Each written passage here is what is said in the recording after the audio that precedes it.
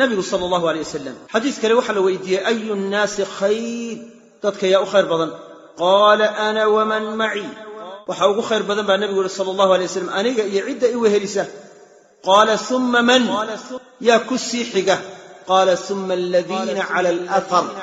thumma alladhiina cala alathar kuwa raadka hayaa ku sii xiga أيها الإخوة والأخوات فرحضوا أولالهن شبكة منهج أونلاين إني سو بندقان محاضرة إيمها بدن نشأة وحقيقة الروافض الشيعة وبمعنى الفرقة شيعة waxay ahayd firaqii ugu horeeyay soo baxay kamid ahayd oo firaqa muslimiinta waxa ugu horeeyay al-khawarij wa-shiica waxaana aasaasay sideedaba cabdullaahi ibnu saba al-yahuudi islaamnimaan u muujistay waxaanu uga jeeday inuu diinta islaamka fasahaadiyo firaq badan oo gaalo ah baa ka mid ah shiicada as-saba'iya ka mid ah al-ghuraabiya ka mid ah an-nusayriya ka mid ah القرامضة كمدة الدروز كمدة البابية كمدة البهائية كمدة البهائية كمدة الرافضة كمدة فرقاس وفرق كفار وحنا انت اقرون رافضة بعض الشر اهون من بعض انت كلامك السوى ضرر الرافضة maanta sharka raafidada aad iyo aad u badan waxay oran jireen ilaa uu soo baxo imaamkii la sugaayo ilaa uu soo baxo in seef la qaato ma bannaan waxa soo baxay al-Khumayni alayhi min Allah ma yastahiq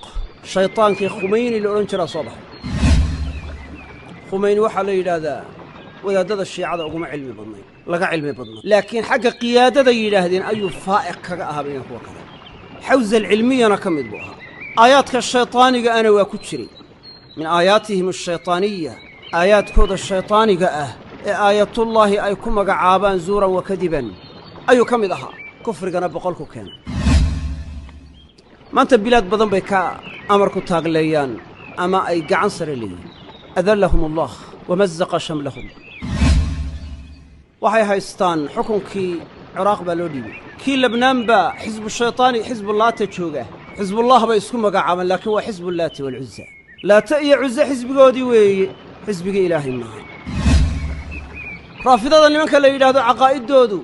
وعقائد خبيثة كفرية